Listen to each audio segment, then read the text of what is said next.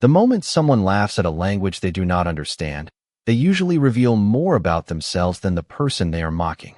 The Grand Regent Hotel shimmered beneath the lights of Midtown Manhattan like a jewel polished by money and ambition. Crystal chandeliers glowed above polished marble floors. Soft piano music drifted through the dining room. Every table seemed occupied by people discussing investments, mergers, and opportunities worth more than most families would earn in a lifetime.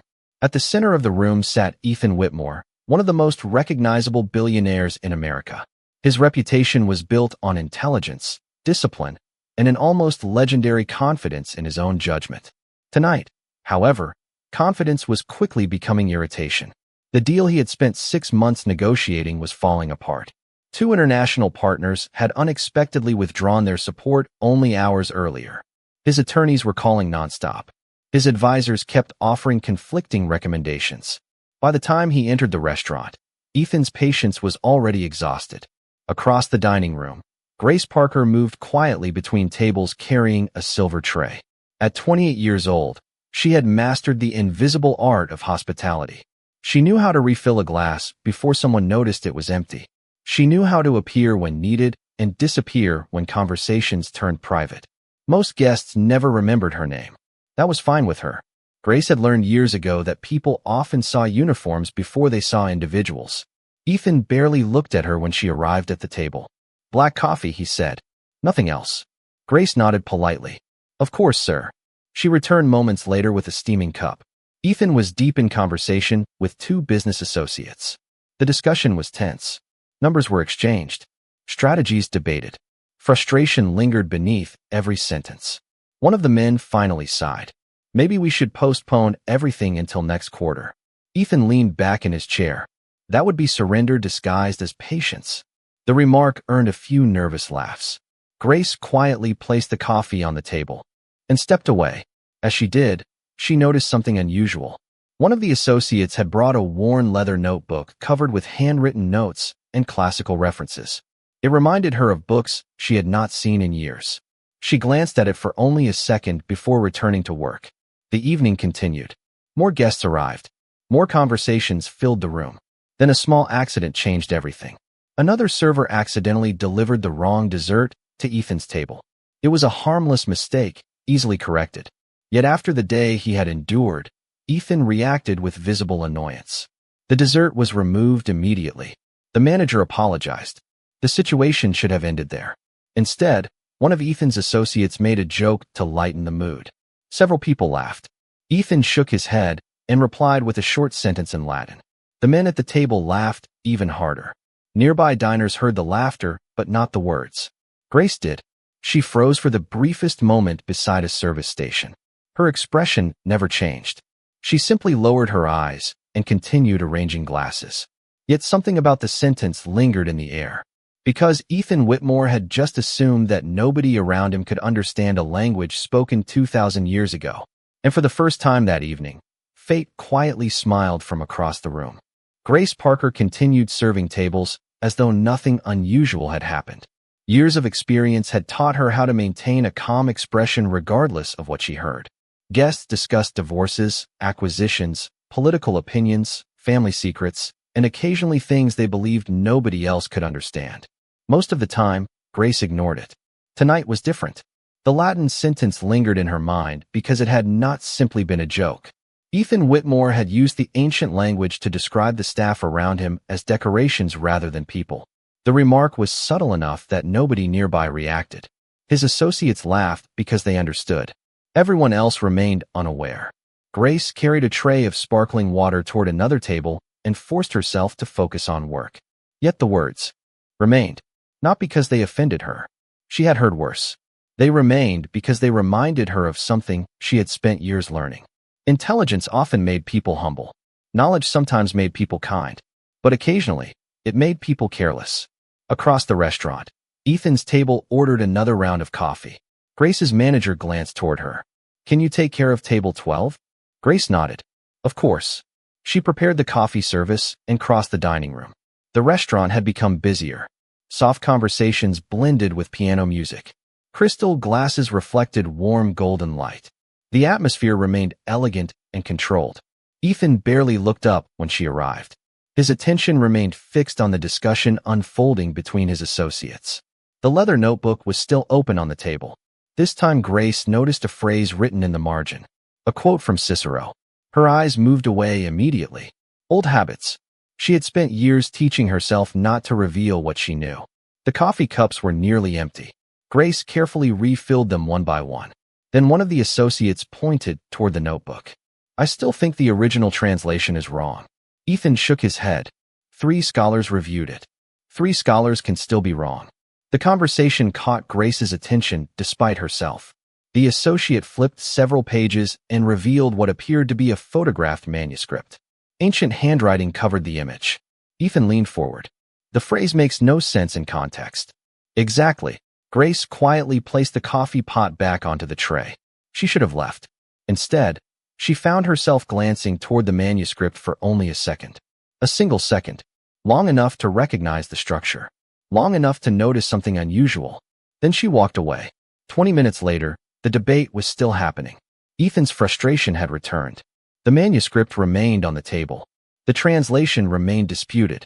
Finally, one associate laughed. Maybe we should ask the Vatican. More laughter followed. Ethan smirked. Then, once again, he switched into Latin. This time the sentence was longer. More elaborate. More dismissive. His associates laughed immediately. One nearly spilled his drink. Grace stopped walking. Not visibly. Not dramatically. But for the first time all evening, she closed her eyes for half a second.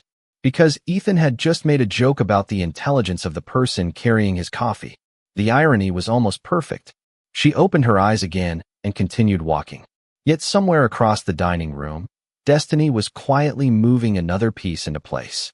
Because Ethan Whitmore still believed nobody around him understood a word he was saying.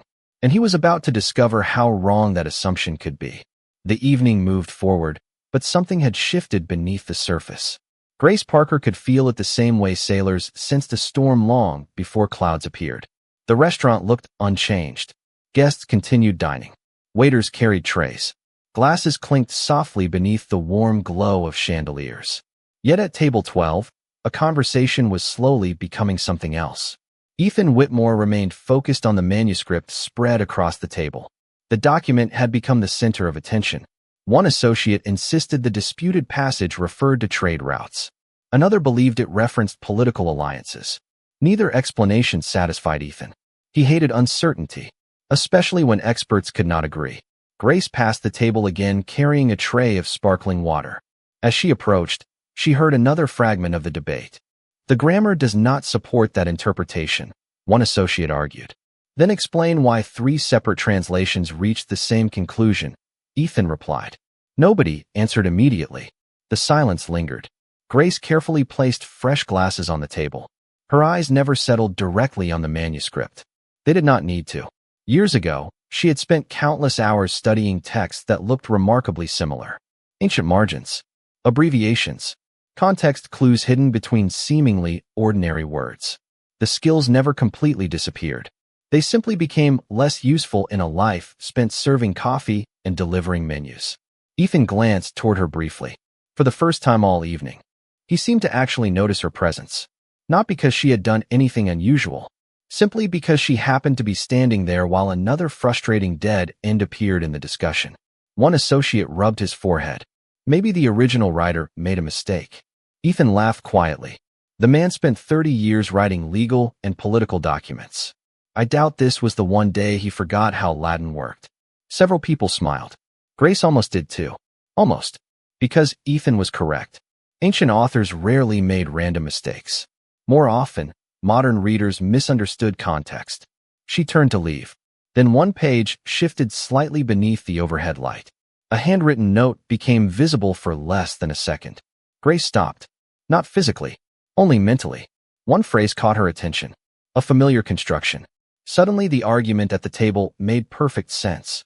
The translation was failing because everyone was reading the sentence literally. The phrase was not literal. It was idiomatic. A cultural expression. The equivalent of a modern figure of speech. Grace continued walking before anyone noticed her reaction. Her pulse quickened slightly. Not from excitement. From memory. She remembered late nights in university libraries. She remembered professors challenging students to identify hidden meanings buried beneath ancient text. She remembered loving every minute of it. Those memories felt like artifacts from another life. Across the room, Ethan grew increasingly dissatisfied. The debates circled endlessly. Nobody could provide a convincing answer. Finally, he leaned back and exhaled. "Remarkable," he said. "An entire table of educated professionals, and nobody can solve a sentence." The remark drew nervous laughter. Then his gaze drifted across the restaurant. For a brief moment, his eyes landed on Grace. She was standing near the service station arranging silverware. Calm, quiet, unremarkable. At least that was what Ethan believed he was seeing. Fate, however, had already decided otherwise. Because within the next few minutes, a conversation neither of them expected was about to begin. Grace Parker spent the next several minutes convincing herself to say nothing. It was the safest choice, the easiest choice, the professional choice. She had learned long ago that offering unsolicited opinions rarely ended well when people had already decided who you were. A waitress carrying coffee was expected to carry coffee, nothing more. Yet every time she glanced toward table 12, she saw the same problem unfolding. Brilliant people trapped by a mistaken assumption. The manuscript remained open. The debate continued. The answer sat directly in front of them, hidden behind a cultural expression that no modern translation software could fully capture. Finally, Ethan Whitmore closed the notebook with visible frustration. "Enough," he said. "We have spent nearly an hour arguing over a sentence." His associates exchanged tired looks. One suggested consulting another expert. Another proposed postponing the discussion until the following week. Nobody sounded confident. Grace approached the table carrying a fresh pot of coffee. Her hands remained steady. Her expression remained neutral. She refilled Ethan's cup first. Then she moved to the others. As she reached the end of the table, the notebook shifted slightly. The disputed passage became visible again. For a brief moment, Grace hesitated. Then something unexpected happened. One associate looked at her and laughed lightly. "Do you have any ideas?" The question was obviously a joke. The table smiled politely. Ethan did not even look up. Grace almost smiled and walked away. Almost. Instead, she glanced toward the manuscript. Perhaps one observation. Silence followed immediately. Not hostile silence. Curious silence. Ethan slowly raised his eyes. For the first time all evening, his full attention settled on her. Grace instantly questioned her decision. Yet it was too late now. One associate leaned back. "Please, go ahead." Grace chose her words carefully. The phrase is being translated literally. Another brief silence. Ethan folded his arms. And Grace looked toward the notebook. It was commonly used as an idiomatic expression among educated writers of that period. The author was not describing an actual political alliance. He was describing an obligation. That appeared voluntary, but was socially unavoidable. Nobody spoke. The room seemed strangely still. Even the piano music felt distant. Ethan stared at her. One associate quickly reopened the notebook. Another examined the photographed manuscript. A third searched through notes already scattered across the table. Grace immediately regretted speaking. She began to step back. Then Ethan spoke. "How do you know that?" The question was direct. Calm. Not mocking. Grace met his eyes for only a moment. "Because the phrase appears in several letters written during the late Roman Republic." One associate blinked. Another slowly lowered his pen. Ethan's expression changed almost imperceptibly. Surprise appeared first, then disbelief. Grace recognized the look. She had seen it before. It was the expression people wore when reality refused to match their assumptions. One of the associates quickly translated the passage again, using her explanation. His eyes widened. "Wait." He reread the sentence. "Then read it a second time. That actually fits the entire context." Nobody laughed now. Nobody smiled. The confidence that had filled the table earlier had quietly vanished. Ethan remained motionless. Across the restaurant, conversations continued. Glasses clinked. Servers moved between tables. Yet at table 12, something fundamental had changed. Because a billionaire who believed he understood everyone in the room had just discovered that the quiet waitress carrying his coffee understood something he did not. For several seconds, nobody at table 12 said anything. The associate holding the notebook read the passage again. Then a third time. Each reading seemed to strengthen Grace's explanation rather than weaken it. Finally, he looked up. She is right. The words landed with surprising weight. Ethan Whitmore remained silent. His gaze stayed fixed on Grace. Not the casual glance he had given a waitress throughout the evening. A different look now. Focused. Evaluating. Curious. Grace immediately wished she had never spoken. Attention was dangerous. Attention led to questions. Questions led to explanations she rarely wanted to give. She adjusted the coffee pot in her hands. If there is nothing else, I should return to work. One associate laughed softly. Nothing else. He tapped the manuscript. You just solved the problem we have been arguing about for an hour. Grace offered a polite smile. You would have figured it out eventually. Ethan finally spoke. No. His voice was calm. We would not have. The honesty surprised everyone, including himself. Grace hesitated. She was accustomed to dismissal. She was not accustomed to acknowledgement. Across the table, one associate flipped through several pages of notes. How many years did you study Latin? Grace answered without thinking. About 8. Silence returned. Ethan blinked once. 8 years. Grace realized too late that she had revealed more than intended. Something like that. One of the men laughed in disbelief. Most people struggle with 8 weeks. Another leaned forward. Where did you learn? Grace looked toward the dining room. A couple celebrated an anniversary near the window. A businessman checked his phone. A pianist continued playing softly. The normal world still existed beyond the table. She preferred that world. Simpler. Safer. University, she said quietly. Ethan noticed the past tense immediately. You studied classics? Grace nodded. And linguistics. One associate nearly dropped his pen. You are telling me the person who just corrected our translation works here full-time? Grace smiled politely. Someone has to keep the coffee hot. The comment earned genuine laughter. Even Ethan smiled despite himself. Yet beneath the laughter, something else was happening.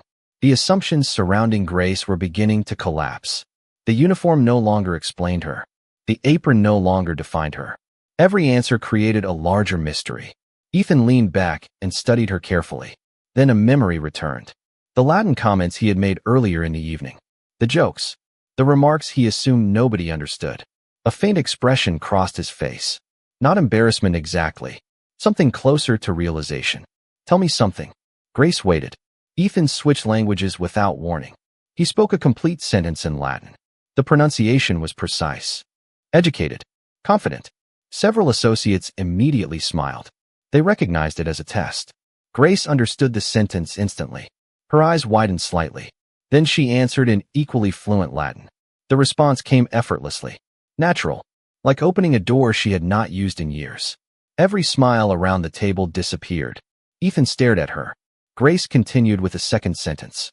Then a third. Perfect grammar. Perfect structure. Perfect comprehension. The restaurant noise seemed to fade away. Nobody moved. Nobody interrupted. Because the billionaire who believed he controlled every conversation had just discovered that the quiet waitress could speak the language as well as he could. And for the first time that evening, Ethan Whitmore found himself completely out of prepared responses. The silence lasted longer than anyone expected. Not because the Latin conversation had been complicated. Quite the opposite. Its simplicity made the moment more powerful. Grace Parker had not stumbled through memorized phrases. She had not recited textbook fragments. She had responded naturally, comfortably, as if the language belonged to her. Ethan Whitmore sat motionless for several seconds. Across the table, his associates exchanged looks that required no explanation. Everyone was thinking the same thing. Who exactly was this woman? Grace immediately sensed the shift in attention and regretted it. She had spent years avoiding situations like this. Curiosity rarely ended with a simple answer. Curiosity invited questions. Questions uncovered history. History led to conversations she preferred not to have. She adjusted the coffee tray slightly. If you will excuse me, I should get back to work. Ethan spoke before she could leave. One more question. Grace paused. Yes. Ethan looked directly at her. The irritation that had defined his evening was gone now. Something else had replaced it. Genuine curiosity. How many languages do you speak? Grace considered the question carefully. That depends. One associate laughed. Depends on what? Depends on whether we are counting modern languages, historical languages, or languages I have forgotten enough to embarrass myself. In public, the table erupted into surprised laughter. Ethan smiled despite himself. Fair answer. Grace hesitated. 5 comfortably. A few others less comfortably. The response stunned the group. One associate nearly choked on his coffee. Another stared at her as though she had announced she could fly. Ethan remained silent. Yet his expression revealed everything. The gap between his assumptions and reality was becoming impossible to ignore. 5. One associate repeated. Grace nodded. English, French, Italian, Spanish, and Latin. Latin is not exactly used for ordering lunch these days. Grace smiled. No, it is not. The conversation should have ended there. Instead, Ethan found himself asking another question. Why hospitality? Grace's smile faded slightly. Not completely, just enough for Ethan to notice. The answer took longer this time. Life changes plans sometimes. Nobody spoke. The simple sentence carried more weight than a detailed explanation ever could. Ethan understood that immediately. He recognized the look in her eyes. Not regret. Not bitterness. Something quieter. The look of someone who had adapted when circumstances demanded it. One associate carefully closed the notebook. You should have been teaching at a university. Grace laughed softly. That was the original idea. Again, the table fell silent. Ethan looked toward the city lights beyond the restaurant windows. Manhattan glittered against the night sky. Thousands of stories unfolding simultaneously. Ambition. Success. Failure. Reinvention. For the first time all evening, the billion-dollar deal causing him so much frustration seemed less interesting than the person standing beside his table. Grace sensed the direction of his thoughts and immediately stepped backward. Your coffee should stay warm for a while. Ethan looked back at her. Grace. It was the first time he had used her name. She stopped. Yes. Thank you. The words were simple, yet they carried unusual sincerity. Grace nodded politely. You are welcome, Mr. Whitmore. Then she turned and walked away. Ethan watched her disappear into the rhythm of the restaurant. Other guests continued dining. Other servers moved between tables. To everyone else, she looked exactly the same as before. Yet Ethan knew something now that nobody else in the room understood. The most interesting person he had encountered all week was not sitting in a boardroom, running a company, or negotiating a deal. She was carrying a coffee tray through a hotel dining room and pretending to be ordinary. The restaurant finally began to quiet as the evening approached its final hours. A few tables remained occupied. The pianist played softer melodies now. Staff members moved with the relaxed rhythm that came when the busiest part of the night had passed. Grace Parker focused on closing duties. Glasses were polished. Tables were reset. Receipts were organized. It was familiar work. Predictable work. The kind of work that allowed her thoughts to settle. Yet her thoughts refused to settle tonight. The conversation with Ethan Whitmore replayed in her mind despite her efforts to ignore it. She had broken one of her own rules. She had allowed someone to see beyond the uniform. Usually she avoided that. Usually it was easier to let assumptions remain unchallenged. Across the dining room, Ethan and his associates were preparing to leave. The manuscript had been packed away. Jackets were collected. Final conversations were exchanged. One by one, the men stood from the table. Yet Ethan lingered. His associates noticed immediately. Coming, one asked. Ethan glanced toward Grace. In a minute. The others exchanged knowing smiles before heading toward the exit. Ethan remained alone beside the table. For perhaps the first time in years, he found himself thinking about something other than business. Success had trained him to evaluate everything quickly.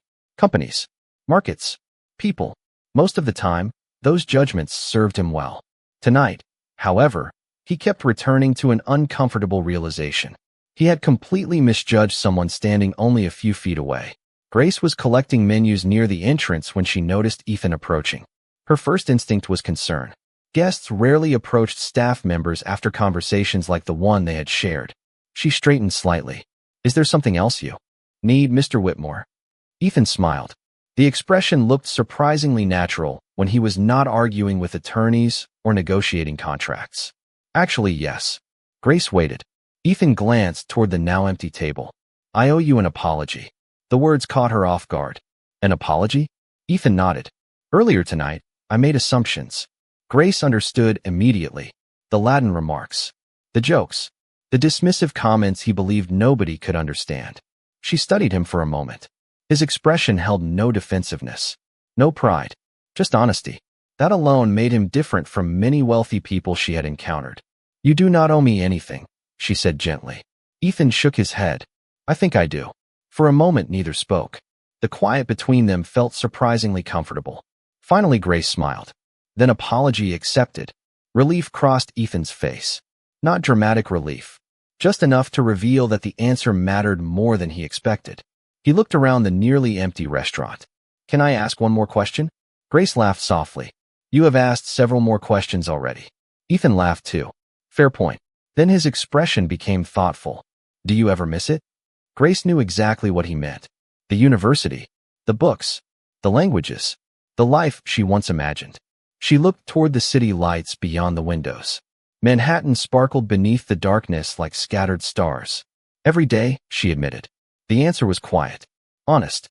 Ethan nodded slowly. Something about her response stayed with him. Because it was not regret he heard. It was unfinished possibility. And as he left the restaurant a few minutes later, one thought followed him into the New York night. The story of Grace Parker was far bigger than anything she had chosen to reveal. And for reasons he could not yet explain, he suddenly wanted to know the rest of it. The next morning arrived wrapped in gray clouds and light rain drifting across Manhattan. Grace Parker stepped out of her small apartment carrying an umbrella and a worn canvas bag filled with books. Most people would have been surprised by the contents. A collection of language texts, historical commentaries, notes accumulated over years.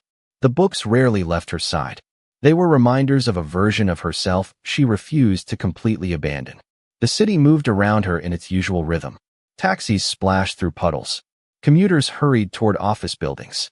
Delivery trucks crowded narrow streets. To everyone she passed, Grace looked like another ordinary worker heading to another ordinary shift. She preferred it that way. Meanwhile, several miles away, Ethan Whitmore sat in the top-floor office of Whitmore Capital overlooking the city. The previous evening should have faded into memory by now. Normally it would have. Ethan met hundreds of people every month. Most interactions disappeared from his mind within days. Yet Grace remained there. Her answers, her composure, the way she never once seemed interested in impressing anyone. It bothered him because it challenged a belief he had carried for years. He considered himself an excellent judge of talent. Last night proved otherwise. His assistant entered with a tablet. Your first meeting starts in 20 minutes. Ethan nodded, then paused. Can you find something for me? The assistant looked surprised. Of course. Ethan hesitated briefly. Grace Parker, Grand Regent Hotel. The assistant blinked. The waitress. Ethan almost smiled. That description is becoming increasingly inadequate. The assistant left. Hours passed. Meetings came and went. Financial projections were reviewed. Contracts discussed. Yet sometime after lunch, a small file arrived on Ethan's desk. Nothing confidential. Nothing inappropriate. Public information only. Ethan opened it. The first page immediately caught his attention. Academic awards. Scholarship recognition. Linguistics competitions. Research publications written while still an undergraduate student. Ethan leaned back slowly. The deeper he read, the more unbelievable the story became. Grace Parker had not simply studied languages. She had excelled at them. Professors described her as exceptional. Several recommendations suggested doctoral programs. One letter referred to her as one of the most promising students the department had seen in years. Ethan stared at the page. Then, at the city beyond his windows. The obvious question remained. What happened? The answer arrived several pages later. Family medical issues. Financial hardship. Academic withdrawal. Full-time employment. Life had interrupted a future that once seemed almost certain. Ethan closed the file. For several minutes, he sat quietly. No meetings. No phone calls. Just thought. Because he recognized something familiar inside Grace's story. Potential redirected by circumstances. Not destroyed. Not lost. Simply diverted. That evening, Grace returned to the Grand Regent for another shift. She expected an ordinary night. Instead, the manager approached her shortly after she arrived. Grace. She looked up. Yes. The manager handed her a small envelope. This was delivered for you. Grace frowned. Guests rarely left messages. She opened the envelope carefully. Inside was a simple business card. Ethan Whitmore. On the back, written neatly by hand, was a short message. 4 words. Nothing more. Lunch. If interested. Grace stared at the card for several seconds. Around her, The restaurant continued preparing for dinner service. Yet somehow the room felt different now. Because for the first time in years, a door she thought had closed forever appeared to be opening again. Grace Parker spent 2 days staring at the business card before making a decision. It remained tucked inside her notebook between pages of handwritten translations and language exercises. Every time she opened the notebook, the card appeared again. A simple invitation. For words. No pressure. No explanation. Yet the decision felt heavier than it should have. Accepting meant stepping toward a future she had spent years convincing herself no longer existed. Declining meant returning to the safety of familiar routines. On the third morning, she finally sent a short message. Lunch would be fine. The meeting was scheduled for the following Friday. Ethan Whitmore selected a quiet restaurant overlooking the Hudson River. Nothing extravagant. Nothing designed to impress. He suspected Grace would leave immediately if she thought she was being recruited, studied, or displayed. Curiosity had taught him one thing. Already, the more attention Grace received, the less comfortable she became. When she arrived, she wore a simple navy jacket and carried the same canvas bag she always seemed to carry. Ethan noticed it immediately. "You brought your books." Grace glanced at the bag and laughed softly. "I bring them everywhere." Ethan stood and pulled out a chair for her. The lunch began cautiously. Two strangers attempting to understand each other. At first they discussed ordinary things. The weather, New York, restaurants, books. Then the conversation gradually shifted. Languages appeared naturally. History followed. Literature entered soon after. Within 20 minutes Ethan found himself doing something unusual. Listening more than speaking. Grace never dominated a conversation. She simply answered questions honestly. Yet every answer revealed another unexpected layer.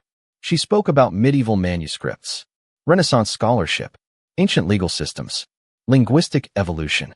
The topics sounded effortless, not because she was showing off, but because she genuinely loved them.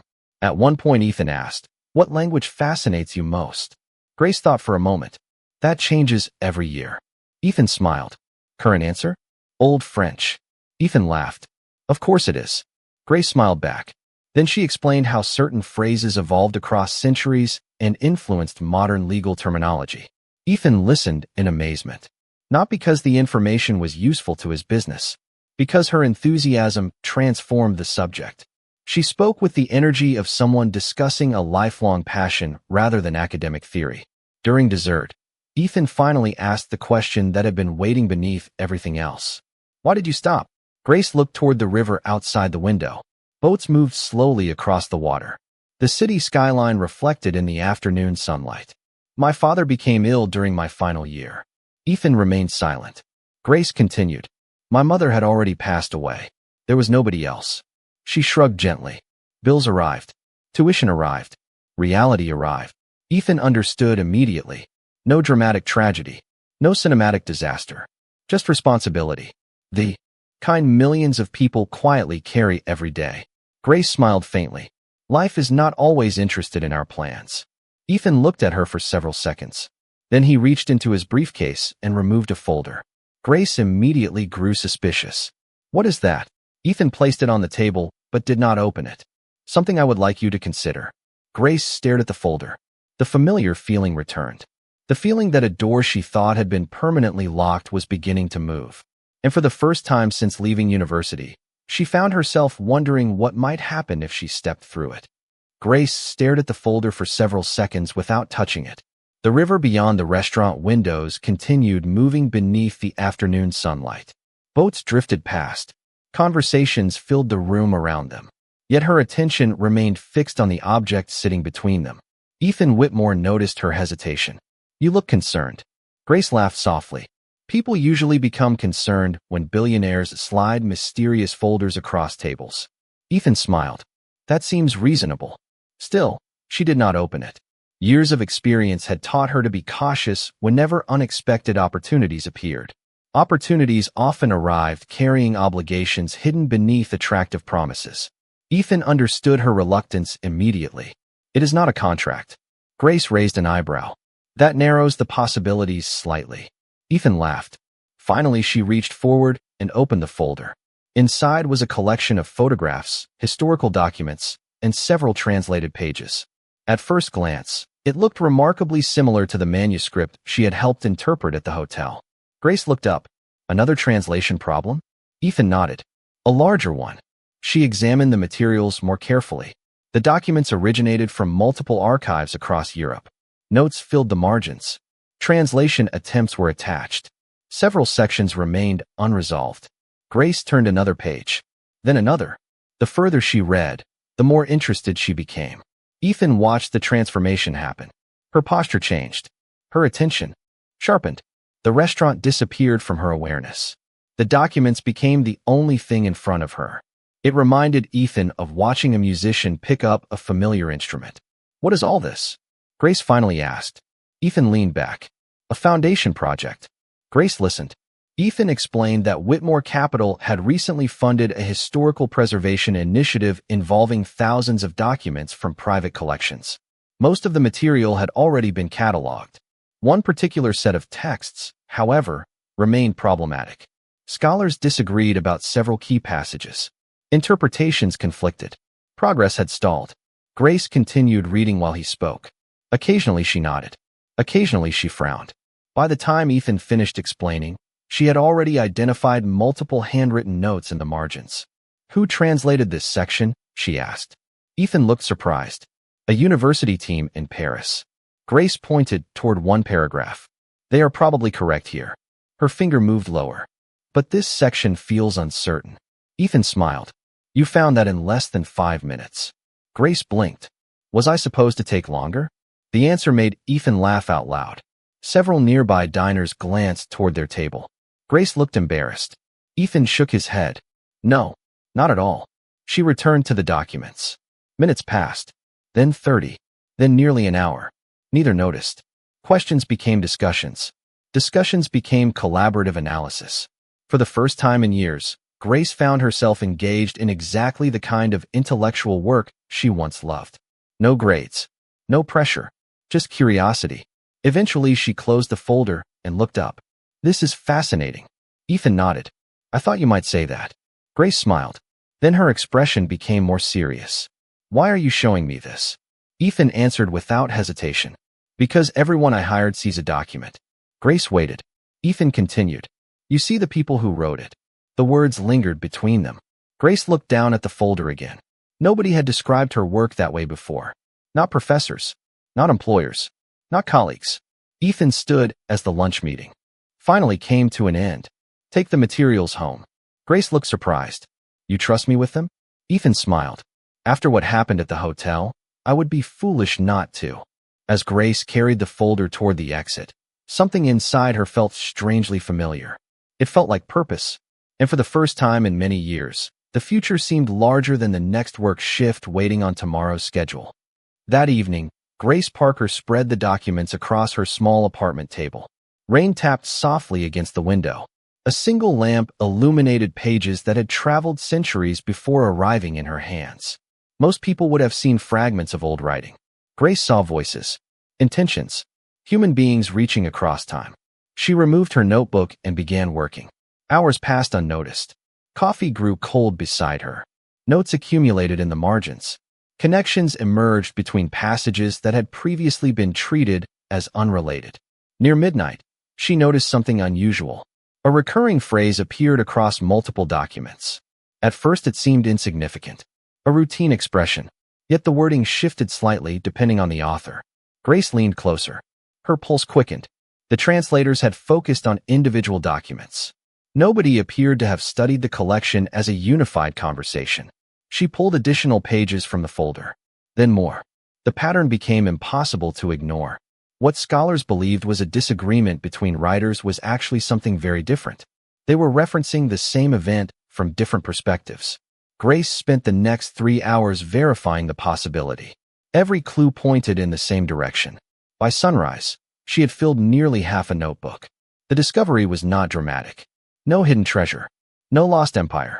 Something far more valuable to historians. Context. The missing context that made dozens of confusing passages suddenly align. The next afternoon, Ethan Whitmore sat through a strategy meeting while repeatedly checking his phone. He felt slightly ridiculous doing it. Yet he could not help wondering whether Grace had found anything. Finally, a message arrived. Only one.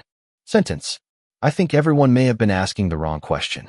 Ethan stared at the screen, then immediately called her. Grace answered after the second ring. Hello. Ethan smiled despite himself. That sounds promising. Grace laughed softly. I am not sure whether it is promising or embarrassing. For whom? Several respected scholars. Ethan leaned back in his chair. Now I am definitely interested. 2 hours later they sat together in a conference room overlooking Manhattan. Grace had brought her notebook. Ethan had invited 2 members of the Foundation's research team. The scholars entered politely but appeared skeptical. That skepticism lasted approximately 10 minutes. Grace began walking them through the evidence. One document led to another.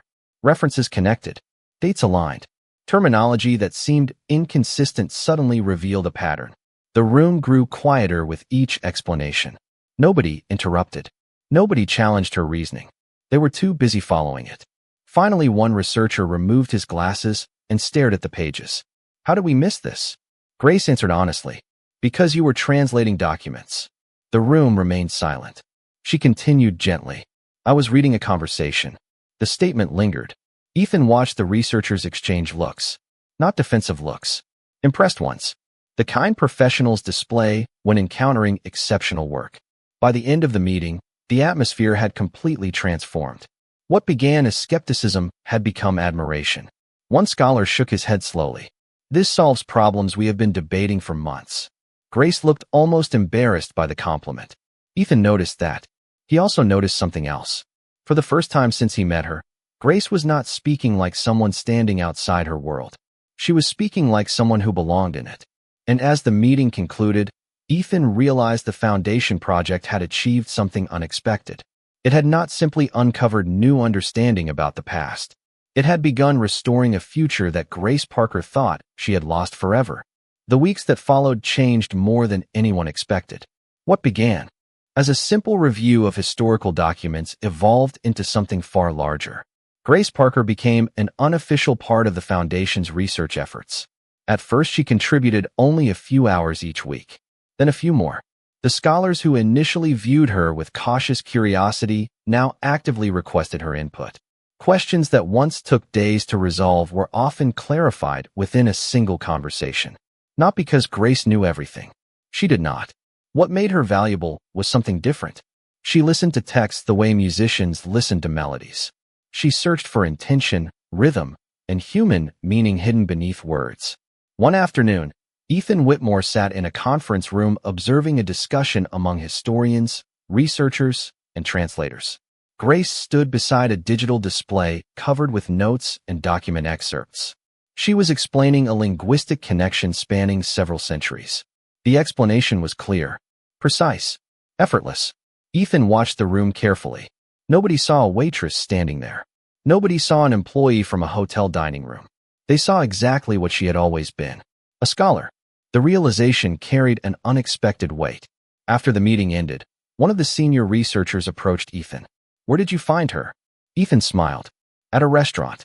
The researcher laughed, then realized Ethan was serious. His expression changed instantly. You are joking. Ethan shook his head. I am not. The researcher looked across the room toward Grace. That may be the luckiest professional discovery of your life. Ethan glanced toward her and quietly admitted to himself that the man might be right. Later that evening, Grace returned to the Grand Regent Hotel for another shift. She still worked there. She still wore the same apron. She still greeted guests with the same warmth and professionalism. Yet something inside her had changed. The distance between her present life and her forgotten dreams no longer felt impossible. During a quiet moment near closing time, the hotel manager approached her. Grace. She looked up. Yes. The manager handed her an envelope. This arrived earlier. Grace immediately recognized Ethan's handwriting. She opened the envelope carefully. Inside was a formal letter from the Whitmore Historical Foundation. Her hands froze. She read the first paragraph once, then again, then a third time. The foundation was offering her a permanent research position, flexible enough to complete additional academic work, fully funded, including support for finishing the graduate studies she had been forced to leave years earlier. Grace lowered the letter slowly. The restaurant around her seemed unusually quiet, not because the room had changed, because her future had. For several moments, she simply stood there holding the paper. The opportunity felt almost unreal. Not because she doubted her abilities, because she had spent so long believing certain doors were closed forever. Later that night, she called Ethan. He answered immediately. "You received it." Grace laughed softly. "Was that a question?" Ethan smiled. She could hear it in his voice. "What do you think?" Grace looked out the apartment window toward the lights of Manhattan. The same city, the same skyline. Yet everything felt different now. "I think," she said carefully, "that somebody finally remembered who I used to be." Silence followed. Then Ethan answered with unusual gentleness. "No, Grace." He paused. "I think you never stopped being that person." And for the first time in many years, Grace Parker allowed herself to believe he might be right. 6 months later, autumn arrived in New York with golden leaves and crisp morning air. The city looked different beneath the changing season, though perhaps the greatest changes were not visible from the streets. They existed inside the lives of two people who had once met across a restaurant table. Grace Parker stood before a small audience inside a university lecture hall. Students filled the room. Researchers occupied the front rows. Several professors sat quietly along the walls. On the screen behind her appeared fragments of historical texts from the Foundation Project. Grace spoke with calm confidence. Not the confidence of someone trying to prove her intelligence. The confidence of someone finally standing where she belonged. Questions followed. Discussions emerged. Ideas were exchanged. When the presentation ended, the audience applauded warmly. Grace smiled and thanked them. The reaction still felt slightly unreal. Not because she doubted herself anymore. Because she remembered the years when nobody knew what she carried inside. Across the city, Ethan Whitmore watched the final moments of the presentation through a live stream provided by the university. He sat alone in his office overlooking Manhattan. The applause echoed softly through his speakers. A smile appeared on his face. Then he closed the stream and looked out toward the skyline. Success had always been measured in numbers. Growth, revenue, market value. Yet somehow this felt more meaningful than many business victories he had experienced. Later that evening, Grace and Ethan met for coffee near the river where they had shared lunch months earlier. The weather was cool. The city lights reflected across the water. Neither spoke immediately. The comfortable silence felt familiar now. Ethan finally looked at her and smiled. "Professor Parker has a nice sound to it." Grace laughed. "Do not get ahead of yourself. I am a billionaire. Getting ahead of myself is practically a professional requirement." The joke earned another laugh. Then both grew quiet. The moment carried a different feeling than before. Not mystery, not curiosity, gratitude. Grace looked toward the water. "Do you ever think about that night at the hotel?" Ethan smiled immediately. "More often than I admit." Grace shook her head. "All because of one conversation." Ethan looked at her carefully. "No." Grace turned toward him. Ethan continued. "Because of one assumption." The words lingered between them. Grace understood exactly what he meant. Ethan had assumed a waitress could not understand Latin. The researchers had assumed expertise only came from official titles. The world had assumed that a person wearing an apron could not also carry extraordinary knowledge. Every important change began when those assumptions collapsed. The city lights shimmered quietly beyond the river. People passed along the sidewalk. Traffic moved through distant streets. Life continued. Ordinary and extraordinary at the same time.